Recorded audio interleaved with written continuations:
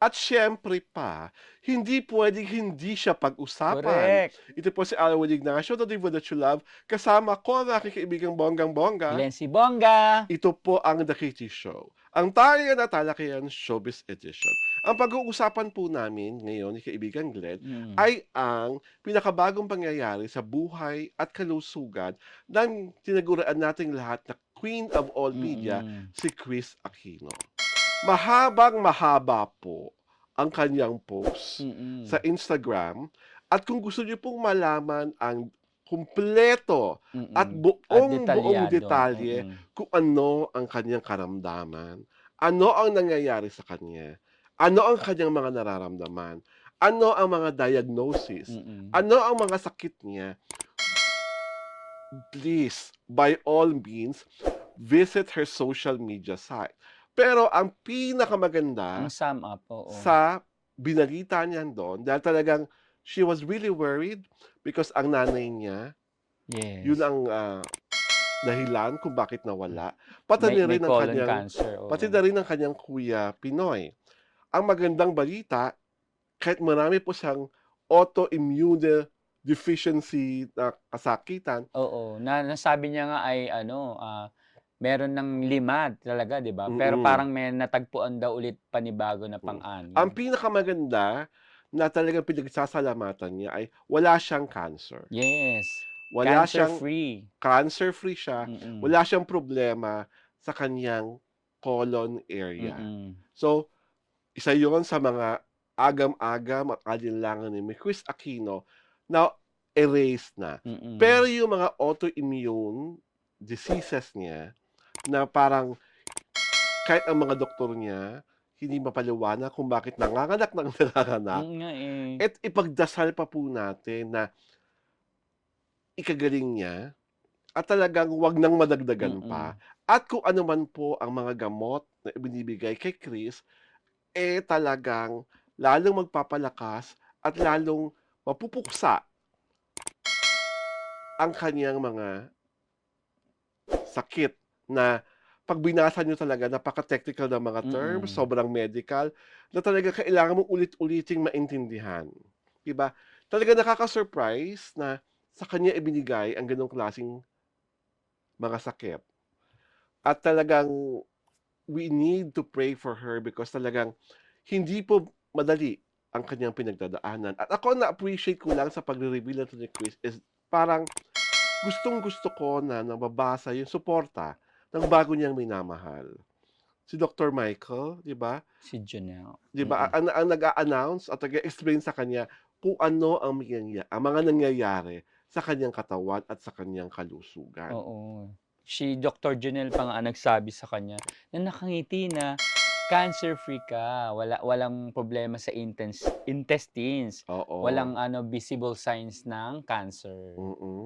At ang nakakatuwa pa, in the latter part of her, message, parang meron nakaambang Oo nga, eh. pagbabalik, ang Queen of All Media kung saan kasama niya ata rito si Darla, tama ba ako, I Glenn? think so, oo, oo. Parang hindi namin alam if this is going to Hindi, be, oo, wala ah, pang detalye hindi pa namin talaga. alam if this is going to be an online show, an actual TV show, or maaring podcast.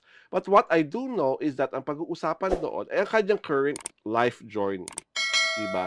Parang kung ano-ano ang mga nangyayari sa buhay niya, ishe-share at isasalaysay sa'tin ng Queen of All Media. Pero parang nakalagay yata dun na parang ano, ang TV comeback sa ABS-CBN Hmm, bago matapos ang 2024. that's good. Oo, So 'yan yung sinasabi niyang show o iba oo. pa yon? Ito yung sinasabi niyang show. Oo. Ah, that's interesting, ha?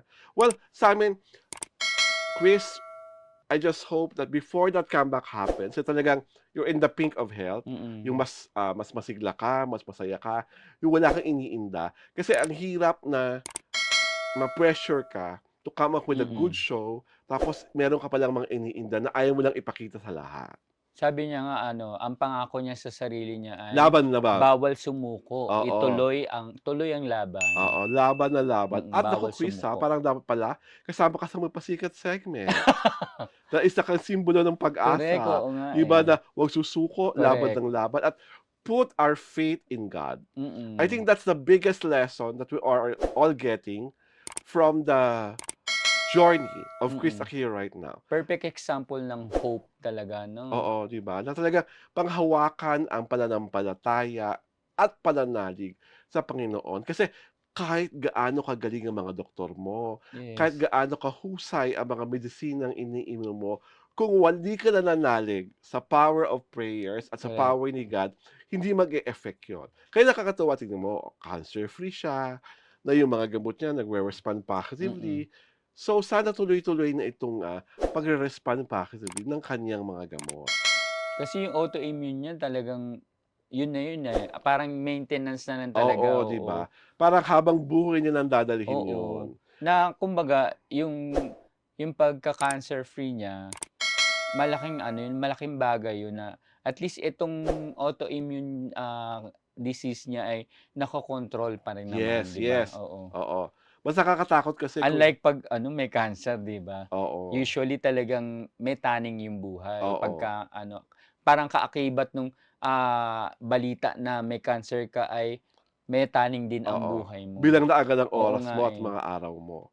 So, that's one great news Pero about siyempre her. meron pa rin mga, na na balitang nagka-cancer pero 'di ba May mga naging nababalitang walang cancer, tapos biglang biglang-biglang uusbong na lang.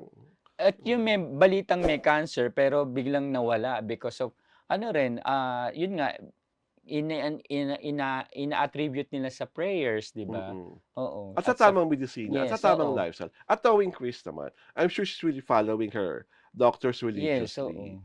'di ba? Lalo na ngayon na ano, kumbaga yung kanyang minamahal ay talagang, inaalagaan siya at ano, inaalalayan sa lahat ng ano, And also, Chris mm. is correcting the fake news na wala pong kasalang Oo mangyayari. nga, Wala pong garden wedding, huwag niyo pong asahan 'yun. That is the least of her oo. priorities as of today. Magsasalita na lang daw siya pagka, kumbaga kung ano man, kung sakali mang magkaroon nga talaga ng kasalan, after na lang nun siya magsasalita. Oo, 'di ba? So, kay Chris, please, please get well. We are praying for you. The TT Show loves you very much. Kami Yes, ni Glenn ay love talagang you Miss kasama ka Chris. na kasama kami sa mga prayer warriors Yes, mo. oo. So, we hope for the best and let us allow God to do the rest. At excited sa ano, pagbabalik mo sa Yes, telebisyon. yes, yes. Ito po si Alwin Ignacio, the Divo that you love. Kasama ko ang aking kaibigang bonggang-bongga. Lency Bongga! Ito po ang The Kitty Show, ang Tarya na Talakayan Showbiz Edition.